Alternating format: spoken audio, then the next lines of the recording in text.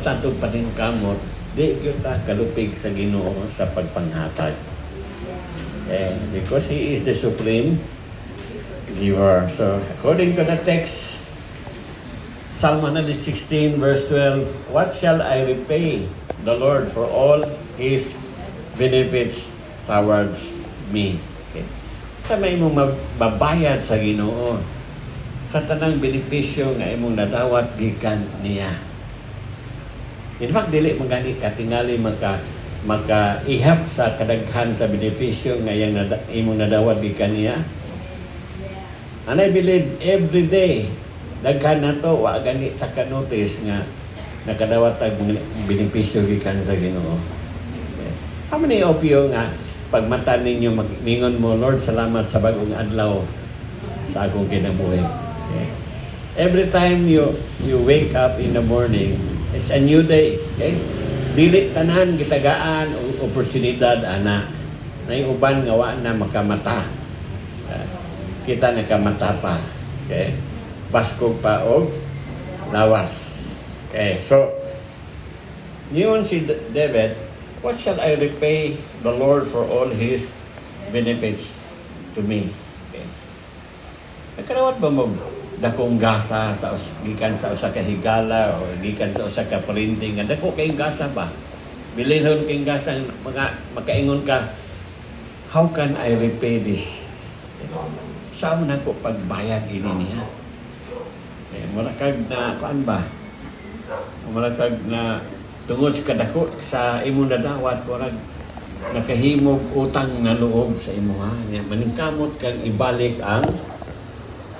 ang iyang kindness pa.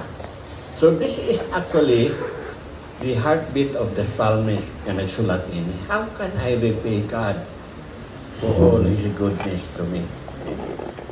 Come on. Nakapangutana mo, anak? How can I repay God?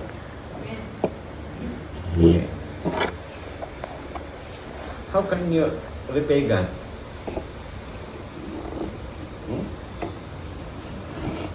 So the psalmist reflect on God's countless blessing, His deliverance, His mercy, His faithfulness, and His love. Okay. You know, sa inyong pagka-born again, saan mo yung giampo sa Ginoo? Okay. Kadumdum pa mo sa una na you recited the sinner's prayer? Although the sinner's prayer is not in the Bible, it was practiced by Billy Graham. But most of us prayed the sinner's prayer. Unya, ang na sinner's prayer, Lord, pasaylo ako sa akong mga sala. Isulat ako ngalan sa libro sa kinabuhi. Okay, mao na. So, bro, siya man yung nadawat. Bro, destobangan bro. Okay, landong. Destobangan, no? First row. Okay. So, sa pagkabor na giniyo, unsa inyong nadawat? Salvation, forgiveness of sin. Okay? Unsa inyong gipangayo? Kapasaluan. Isulat iyong ngalan sa libro sa kinabuhi. Pero unsa inyong nadawat? Daghan. Okay, gimatarong ka, gihimo kang anak sa Dios. You are accepted in the beloved. You are chosen by God. You are adopted into His family. You are highly favored. Daghang kay kang nadawat. Nya imong gipangayo duha ra ka buok. Okay. So we can never outgive God because every time He give us something, overflowing. Kita lay wala nakabantay. Okay? So what shall we repay the Lord for all His benefits towards me? The answer is you cannot. Walay usa na to nga makahimo ana. We don't have the capacity to repay back to God. Okay? And we will know it later. So the Christian life is not about paying God back. Dili maningon nga utangan tas Ginoo man ang mabayad tag balik. No? It is about giving ourselves completely because He has already given everything, okay, to us. So, kana yung ihatag niya, gikan man po niya. Diba? Tagay ko nag-uusap sa kabutang ngayon yung ihatag Ginoo nga dili gikan niya. Wala. Okay. Mura bag katong anak ba nga ngayon siya kwarta siyang mama tagay kong kwarta kwarta sa inahan niya ni adto tong bata dito Robinson nag-shopping iyang gipilitan iyang mama o gasa iyang gihatag sa mama iyang gift kichap ng kwarta iyang ipalit. Wala uli balay na gihapon. Okay? Yun ana ang Ginoo ba. So it is about giving ourselves completely because He has already given us everything. Okay? So number one, God always gives more than we could ever return. O may nang ningon diri nga, what shall I repay? Okay. So the psalmist begin with a question because he realizes that God's blessings are immeasurable. Wa mo ka-realize what will happen to us kung sirataan sa Ginoo ning oxygen? Manglagom na kita, in 1 minute, manglagom na ta, 3 minutes, na, kirig na ta. What happened if God will darken the sun even just for 5 days? And yet, usa nato nagkapasalamat ana sa Ginoo. Diba? Nya masig ulan magbagulbol ta. Nya mag-init po, balik ni inita.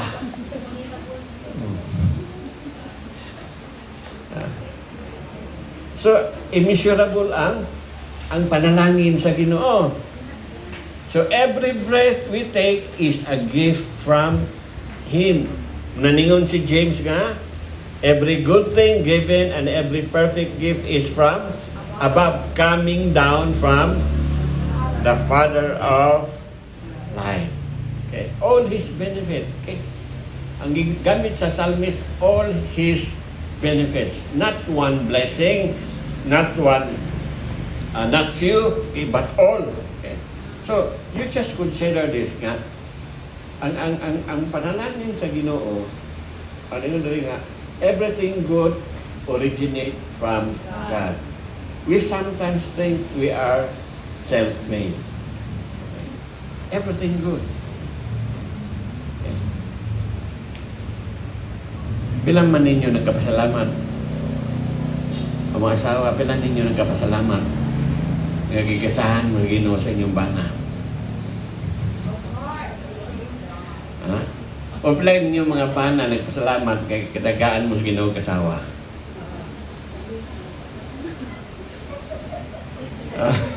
Mas kataon Jubi, oh. Ha? Sino ba na? Huwag mo kapasalamat nga. Gwapos inyong bana. Huwag mo kapasalamat nga kamoy gipilit sa inyong bana. Ha? Oh, pasalamatin ang Ginoo. Okay? Everything good originate from Him. Gikan sa Ginoo ning tanan. Ang atong kuan kanang ang atong sabi na o sabi gikan sa Ginoo atong kinabuhi, atong kalawasan, atong kapasaluan, ang atong daily provision. Okay?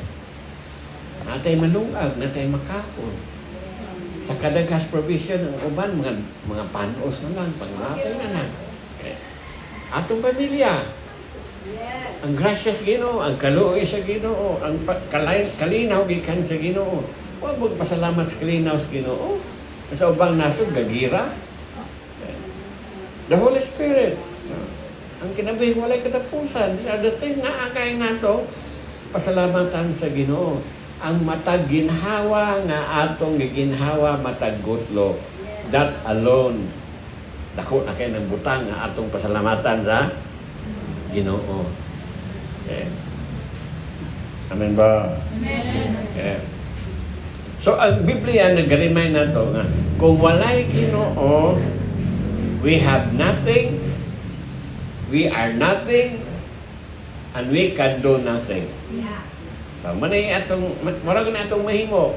O walay Ginoo, we are Nothing. nothing. We can do nothing. Or what? Cannot do anything. We are nothing. We can do anything. Cannot do.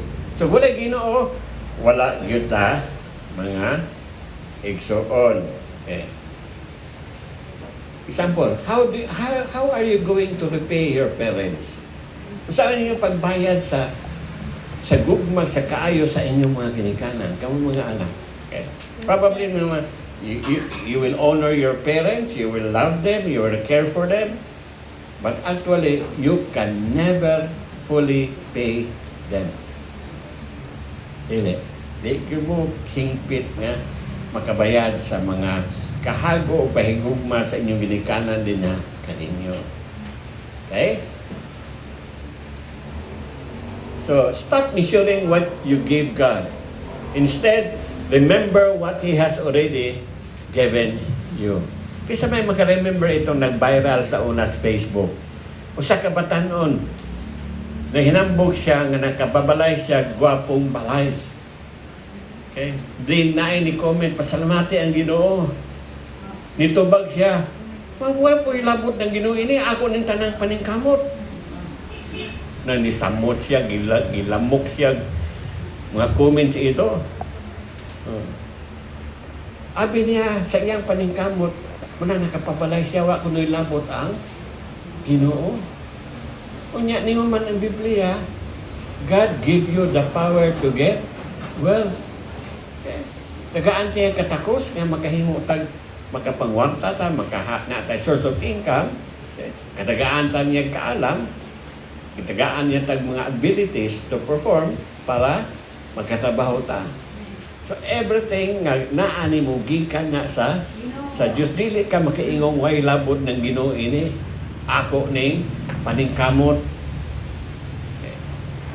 And sometimes ang uban makahuna-huna na biyaan na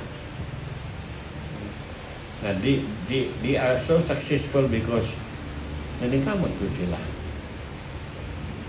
May tag na ingong successful ko kay naningkamot ko uban sa tabang sa Diyos. Kana may eksakto. Pero mawala na ganis equation ang ngalan sa Ginoo, dili na mao imo ra na. Amen ba? So, a grateful heart changes the way we worship, the way we serve, give, and obey. Okay. Mo nang ningon diha ang Biblia, God love a cheerful giver. Sa may laing term sa cheerful? Ha? Saman. Pasabot another term for that is hilarious. Kanang hilarious giver mo hatag na dalagan nga gisyagit. Pila ninyo ni hatag og offering or tithes nga dalagan mo niya gisyagit sa kalipay.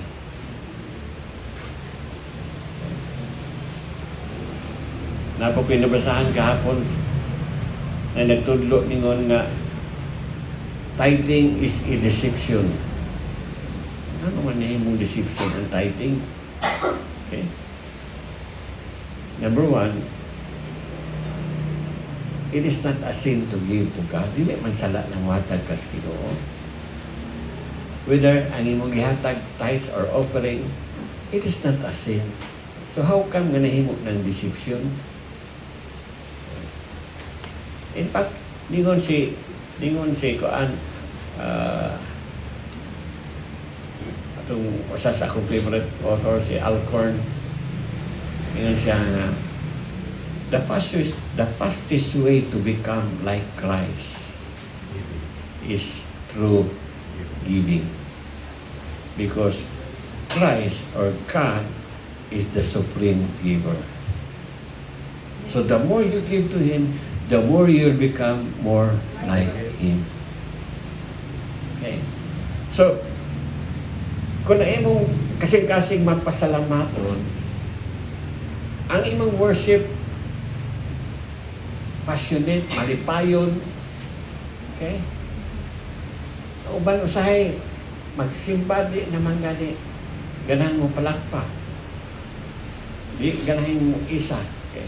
Although, ang sa kasing-kasing nato, di man kinahanglan ning outward, pero naagi uban ba? Na marabag, worshiping is just marag duty na lamang ba? Kaya suhanon man ko, kinahanglan ko mo worship. Okay. So, muli sa kabutan nga atong bantayan. Kung mawala na nga ni atong pag-grateful towards sa Ginoo, ang atong way of worship, maapektahan. And not only that, when worry comes in, worship is affected. What happened to Martha? He was busy in the kitchen. Nawuri si Martha. Putunga siya kagwanta, iyang giadtos Jesus, iyang gi-confront si Jesus about ni Mary nga iyang manghon nga naglingkod sa tiilan ni Jesus. Okay. Ganun gihimo mo to ni Martha because Martha was worried of something. Okay. But Jesus said, Mary has chosen The bitter part. the best thing. Okay? So, once worry will come in, wala na. Apektado na. Imong worship, apektado. Imong giving, apektado. Imong service is even affected. Okay. Lami ng mga lagad at Ginoo uban ang kalipay. Muna ningon diha ang sinulat ni Jeremiah. Ningon Jeremiah nga, curse is the one who do the works of God without gladness. Tinunglo katong tao nga nagabuhat sa bulahaton sa Dios na walay kalipay. So dapat, when we serve God, we do it with joy. Nalipay ta nga doon na tayo, Ginoo. Nalipay ta nga na atay oportunidad nga makaalagad sa Ginoo kay dili tanan alagad sa Diyos. Amen. Our service, our obedience is affected. Okay. Look, the highest form of worship is obedience. Every act of obedience is an act of worship. So the more you are grateful to God, the more it is easy for you to obey. Okay. Number 2, God is never our debtor. We are always the receiver of His grace. Abi kay ningalagad ka niya, mingon na ka, utangan na ng Ginoo na ko, mapugos ko na siya na kong panalangin kay nagbuhat gugo ini para niya. Say na mo na sa atong mentality, muhatag ka og tithes, mapugos ko na Ginoo, blessed na ko kay hatag og tithes. No? Sa ang pagtulo mo gusto tithes dili mao. Okay. Kinahanglan ka mo tithes para nakaibutansya, tanan nimong need sa Ginoo, tanan nimong need tagbuon sa Ginoo. Sakto man na. Pero dili ko na siya mo primary purpose. Kana siya, resulta na lang na siya sa imong paghatag sa Diyos. Pero the main purpose of tithing, according to Deuteronomy, is to determine asa gyud ang imong kasing-kasing. Naa ba sa Ginoo or wala? Muna yung nakasulat sa Deuteronomy that the purpose of tithing is to determine where your heart is. Naabas Ginoo o naabas kalibutan.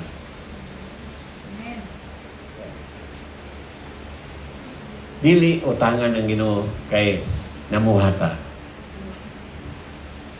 Dili utangan ng Ginoo kay nag-feeding ta sa mga pobre. The only thing nga naas Biblia mingson kanuna sa Proverbs kaningon, kung imong tabangan ang pobre, ang Ginoo magabayad kanimo. Yeah. Pasabot anang nagabayad, wala na yung utangan siya nimo. Okay. Although, ang gigamit ka term niya, lend. Giving to the poor is just lending Yeah. to the Lord. He will pay you back. Tato pa, ang sulat sa Proverbs nga siya nga, kanang mutabang tas mga pobre, mura na kung nudaan nagkapahulam sa Ginoo. Muna yan term, mura, dili good ka mo.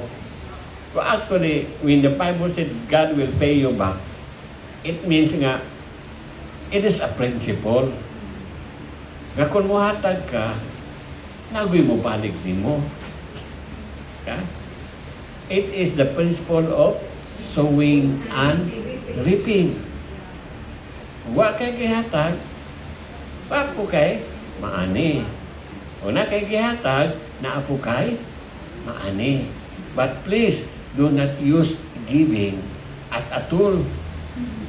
Nga, una-una kang mapugos gining Ginoon, panalangin ako. Kay nihatag man ko. Remember, ang lantawon sa Ginoo, ang imong kasing-kasing. Why do you give? Do you give to receive? Or do you give because muna na sa mo kasing-kasing mo tabang ka? Muna yung panananginan sa Ginoo. Okay. So many people unconsciously think they are doing God a favor. Okay. Inoni. Kaya naasay na ako'y madunggang mga pastor. Pastor, kaya nang atok mamuhat ko ta para panalangin ta sa Ginoo. Mura mag-conditional ron. Dili ta mamuhat ulay panalangin. Okay.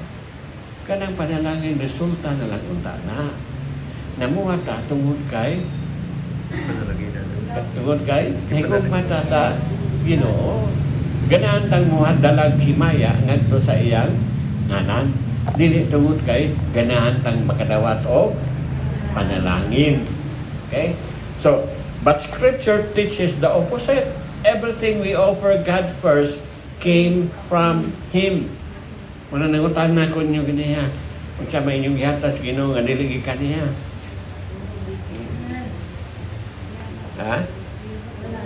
I serve God, I give offering, I give tithes, I volunteer. These are the, reasoning nga, di good taon maon. Okay? Sa may, atong mabasa sa Bible. Okay din, versikulo. New Century Version, yun na. No one has ever given God anything that He must pay back. Sa God's Word translation, who gave the Lord something which the Lord must pay back. Kisa may nakahatag sa Ginoo nga na siya katapos ng aming Lord bayre ko. Okay. Ngayon dere, everything is from Him and by Him and for Him. Glory belongs to Him forever. So ang tanan gikan sa Dios, para sa Dios o para sa iyang himaya. Okay? Dili para nado. Okay? Amen ba? Amen. So, from Him, through Him, and to Him, all things, kung nag-isulti sa New American Standard Bible o sa New King James. Okay? So, no one can place God in debt. Dili kami yung utangan ako ng Ginoo. He is the source of everything. Okay. Ato ko nung sisyon, o siya nang gikan Ginoo nga naanay mo. No one can place God in that. He is the source of everything. Our talent, opportunities, our strength, our finances, our time, they all came from Him. If nakatrabaho ka, maayong trabaho, that opportunity came from God. He arranged it for you. Wa lang ka kay bago. Okay? Ay mong kusog, gikan na sa Ginoo. Ang imong mga panalangin kwarta, gikan mo na sa Ginoo. Ang imong time, gikan na sa Ginoo. They all came from Him. Kanang utang, gikan sa Diyos. Amen? Amen. So, ang application, you have to serve with humility. Ang problema sa pride may show on is this. Ang mga proud people are not aware That they are. that they are proud. Muna'y sakit sa pride. Proud people are not aware that they have a problem about pride. Give with joy. Malipayon mamumangatan. Worship with gratitude. Never think God owes you because of your service. Amen. Okay. Number 3, the only fitting response to God's goodness is total surrender. Immediately after asking the question in verse 12, okay, the psalmist answered it with this action. Ningon siya. He speaks about lifting up the cup of salvation, calling upon the Lord, paying his vows, publicly worshiping God. Okay. Ang tanan niyang response was not about repayment, but iyang response was about surrender. Kung siya yung response, kung mabasa mo sa Biblia, sa verse 12, ningon niya, lifting up the cup of salvation, calling upon the Lord, paying His vows, publicly worship God. Pila ninyo sa una, doon ay saad sa Ginoo. Nihanto doon, pag yun matuman ninyo. Nilaban nyo ang dagang katuikan, ang inyong isaad sa Ginoo, wag niya tumana.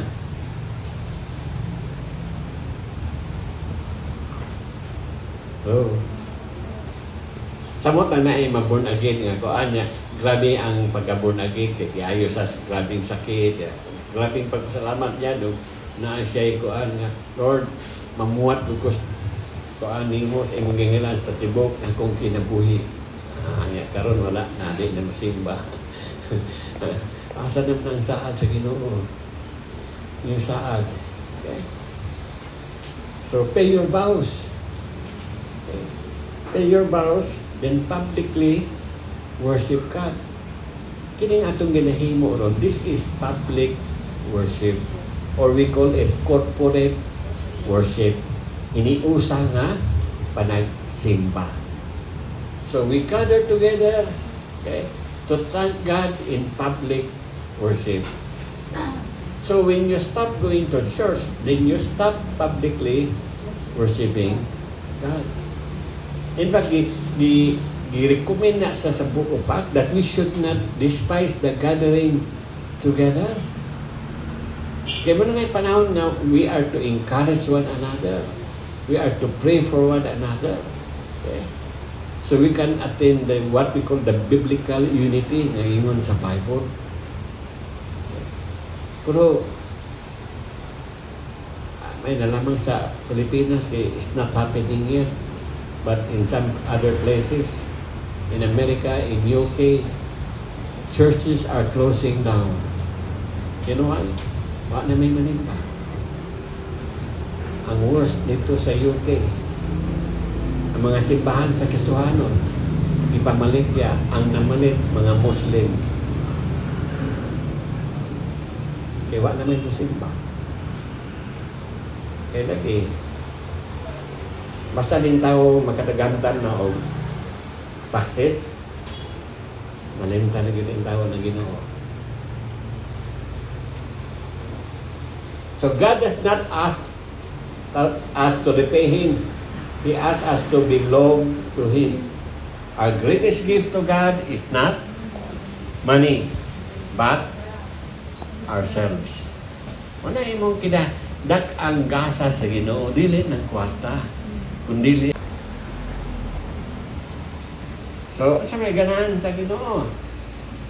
Unanin ko ng Ginoo, sa NIV, kining Romans 12 verse 1, maminaw mo, ang Romans 12 verse 1, summary ni siya. Conclusion. Gikan sa Romans chapter 1 verse 1 hantod sa katapusang bersikulo sa Romans 11. Diha sa 11th chapter, diha nimong mabasa ang tudlo ni Pablo kabahig repentance, forgiveness of sins, sala, tanan. Gracias Ginoo, ang kaluoy sa Dios, ang kalawasan sa tao, ang pagkamatarong sa Diyos na diha gitudlo ni Pablo sulod sa 11 chapters. And at the end of chapter 11, isunod ang chapter 12, of course, alam mo 13, 12 verse 1, ningon si Pablo. Sa isunod ni Pablo? Therefore, I urge you, brothers and sisters, in view of God's mercy, meaning, base sa atong nabasahan, gikan sa chapter 1 hangtod sa chapter 11, ang kaayo sa Ginoo, ayang gugman nato, ayang kaluoy, iyang approach sa I urge you, okay, in view of God's mercy, offer your bodies as a living sacrifice. Now, we will read another verse, another translation para simpler o sa iyon under sabton. New Living. Ingon dere. And so, dear brothers and sisters, I plead with you to give your bodies to God because of all He has done for you. Let them be a living and holy sacrifice, the kind He will find acceptable. That is truly the way to worship Him. Sitingon dere nga, because of all He has done to you. Everything, ang sacrifice ni Jesus, gili out ni Pablo diha sa Romans chapter 1 hangtod sa chapter 11. Ang iyang pag-antos, kapatayon, pagkapanaw, o resulta niya pagkapanaw, naagya, gisulti ni Pablo. Na after hearing those 11 chapters, ningos Pablo, panahon na. Base sa atong nadungog, base sa atong nabasa, kinahanglan atong i-offer atong kaglingon as a living, as a response to what you read and learned from chapter 1 to chapter 11. Amen? Hello. So, God wants your heart. He wants your obedience. He wants your love. He wants your worship. He wants your faithfulness. Or, He only wants you. Ikaw lang yun, iyang ganahan. Tungkol sa kadako siyang gusto ni mo, wa niya gihikaw iyang anak. Amen. Iyang ipadala, nagpalansang sa cross, para nagyog ka makuha niya. Kaya ingon anak, kadako ang gugma sa Ginoo para nimo. Wa siya magulat nga maghinulsol ka. Wa siya magulat nga magbag-o ka. Manang ningon diha ang Romans chapter 5, that while we were yet sinners, Christ died for us. Wala ningon ang Biblia sa dihang nabalaan na ta. Si Jesus nagpalansang sa cross. Wala. Ningon ang Biblia, samtang kita makasasala pa, siya nagpalansang sa cross, nagpakamatay alang nato. Yung anak kadako ang gugma sa Ginoo. It's like, one of my favorite author is Brennan Manning. You know who is Brennan Manning? He is a Catholic priest. But when you listen to him, you read his book, makayo ka ni Katoliko, grasya kay yung tawana. Ningon si Brennan Manning, don't try to change so that God will love you. Let God love you so you will change. Sakto kayo si Brennan Manning. Tugutin ng Ginoo nga, mahigugman mo para mausap ka. Dili kay maningkamot kag usab, harong kahigugma o Ginoo, di ko na mahitabo. Kaya kita, we are living on a sinful nature. Wa kay Kristo, wa kan maluwas, wala pa kaana. You are still living in that nature. So if you want God, if you want change in your life, give God the opportunity to love you. Give Him the opportunity to pour out His grace on you. Receive His mercy. Enjoy His faithfulness. That's the only way for you to change. Amen?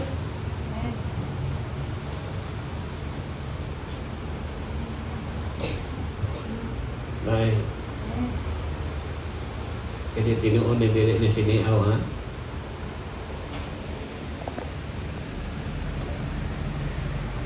Ako amigo. Ano siya na? Dito sa among simbahan. Nay, nagsigig simba dito. Yeah. Siging kasi Rilyo. Buwa na dito sa simbahan kay managrilyo niya. Samtang gawali ang pastor, managrilyo sa buwa. So, kabantay ang pastor. So, gibantay ang pastor. Every time magbuwa tong tao, iyang sundon. Kaya managrilyo man. Iyang sundon, iyang inong, bro, ako dakot bro, ako dakot. Every time siya mo, managrilyo ang pastor, may dakot. Nagpadayon to. Sa bulan kapin, ang pastor ng sigdakot, every time managrilyo siya. Hantong niabot ang panahon nga ni undan ko lamang siya pa nagrilyo. Bro, insulto pa sa ikaw ha. Balo na kang bawal na si Pang managrilyo, magrilyo ka. Wala pakitis pastor o ingunana nga. Gipakita sa pastor, gi-share sa pastor ang gugma sa Diyos toward that person. Patod pang Pastor Nicodemus dito atong simbahan sa punta. Anay manimba dito mga hubog. Kada Domingo manimba ko ng mga hubog. Yan ka ng hubog, samparay man na, di man na kabalanse, mga guba ng mga likuranan. So yung iinan. Kung ganahan mo simba mga Domingo, pagdala mo inyong lingkuranan, agoy kay mamalik mo kung magdalag lingkuranan. Hantod mo lang, nagpadayon nagsimba, bunagin ang uban. Wala sakto nag-ingon binanman, nga. If you want to change, let God love you.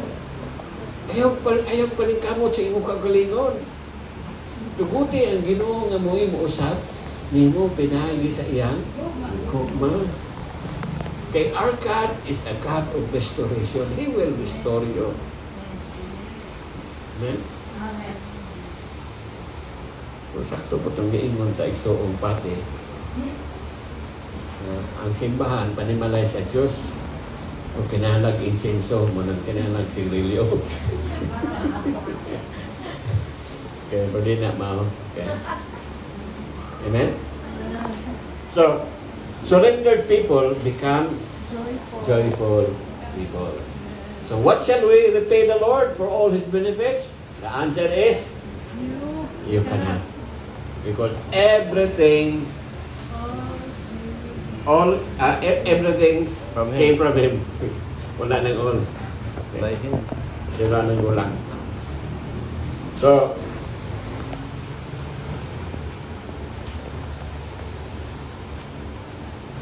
so the question is, what shall I repay? So, wala, you cannot. You cannot outgive God. Okay, everything came from Him. So therefore, kaya ang tanang gikan man niya, ang imong response should be, love Him deeply, serve Him faithfully, give generously, worship passionately, live wholeheartedly. Okay. Ano atong respond? Okay. Not because we are trying to repay Him, but because His grace deserve your life. Okay. So God's blessing are beyond calculation. Okay. Everything we have ultimately belongs to Him. Bitagan ni kung usa ka butang nga dili iya Ginoo na nimo. Ha? Or ba katong kuan usa ka kasuhanon sa sa Ginoo, Lord. Akong pagpasalamat, Lord, akong gihatag nimo ang tanan. So niyong Ginoo, sige, anong trabaho? So Lord, ako ihatag nimo sa inyo trabaho. Okay. May imong kotse. Ako na. Kaya imo man na. So imo kay ihatag nako. Sige Lord, imo anong kotse. Imo asawa. Imo mga anak. Sige, imo pa na Lord. Imo na. Wala na nabinin ako na pa. Nabi usa. Imo kinambuhi. So wag yung usa. Nabilin nga iya. Tanan gikan sa Ginoo. So, we cannot repay God's grace, but we can respond with grateful surrender. Greatest offering we can give God is a fully surrendered life. Okay? Are you fully surrendered?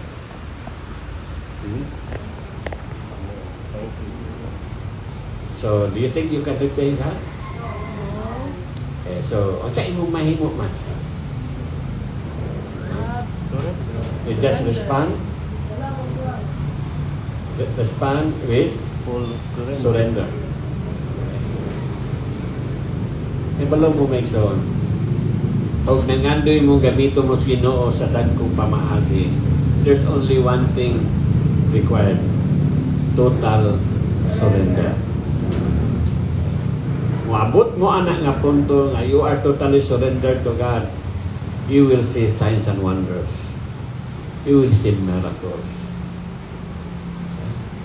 But without total surrender, you will end up wondering what happened. We can never outgive. He is the supreme giver. And if you have the Son of God, you have everything. Amen? Pero Vietnam War, naiduha ka barkada. Ang usa pobre, ang usa dato. So when they are patrolling sa jungle sa Vietnam, ang ilang squad was ambush. Then ang unang naigo katong pobre nga sundalo. Ang yan close friend nga anak o bilyonaryo, munitabang niya, muy nanalikod niya. And then naigo man og bala ang iyang hingkala ba itong dato namatay. Pero buhi itong pobre. So, pagkahuman, iulit itong kuhaan kay nakuha naman siya, kanang na naman siya physical injury, hindi niya pwedeng i-appeal sa gira. Siniuli itong pobreng sundalo, nibisita siya sa amahan sa Dato. yang higalang dato nga namatay, bugtong anak. Dito ni siya, Sir, dako kaya kong pasalamat sa imong anak kay iyang gibuhi sa iyang ginawi para nako, para dili ko mamatay. But sir, pobre ko, wala ko ikahatag nagkasa. Pero hibalo ko mo charcoal paint.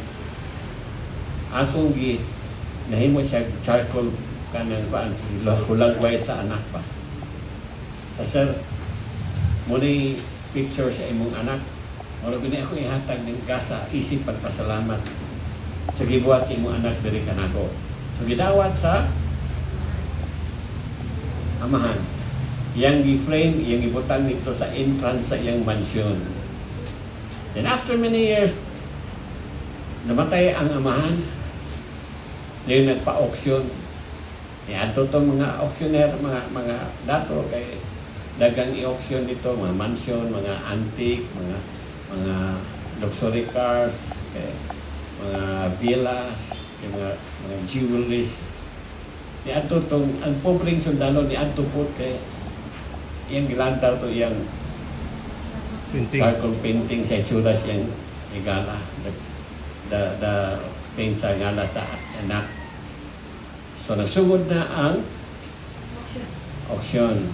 Kaya niyon tong auctioneer, okay, the first item to be auctioned is the portrait of the sun. Ito yung drawing. Okay. Kita may mo palit ini. We will start the bidding with $100. Wa may mo bid. Wa ko mo bid. Yun tong bid auction na dili ko mo padayon o di mahalin eh.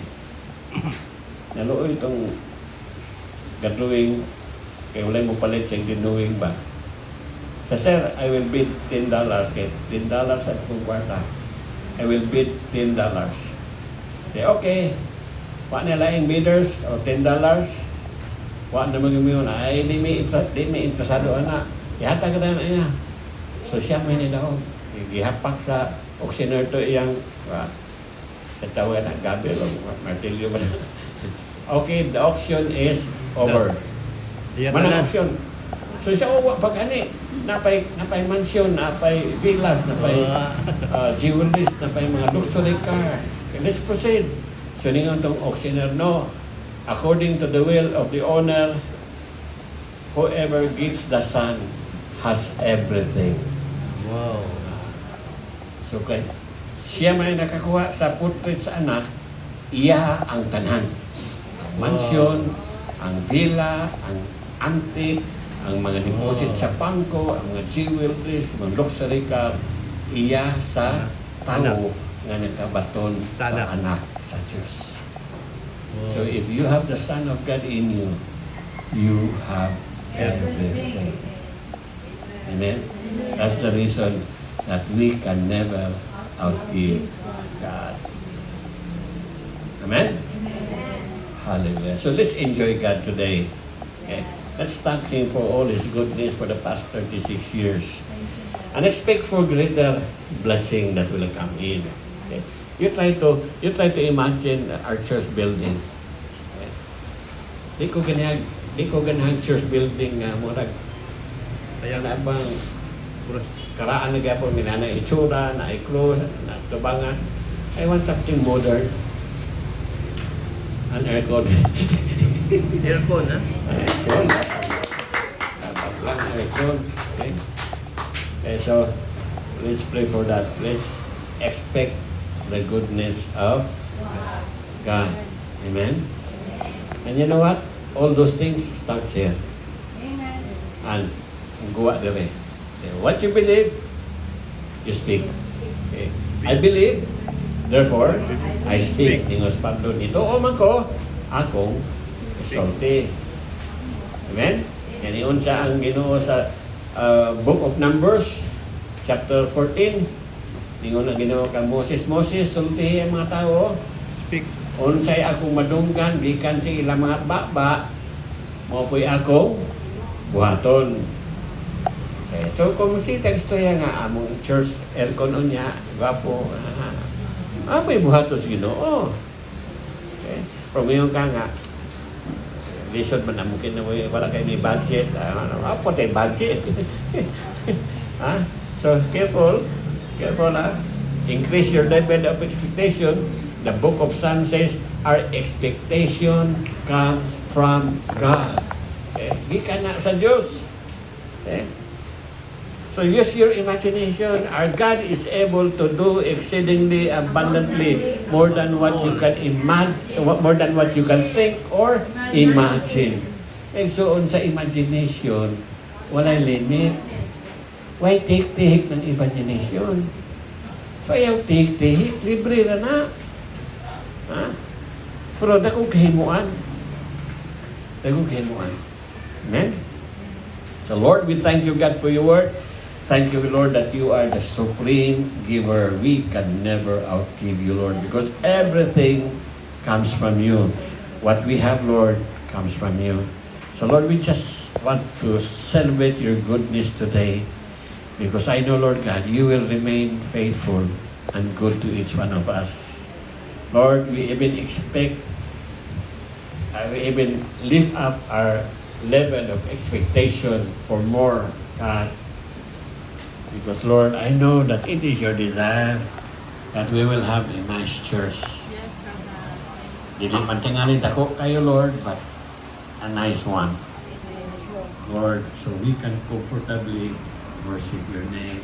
Where a place that your glory will be seen by people, Lord. Thank you, Father God, that it is you who provided everything.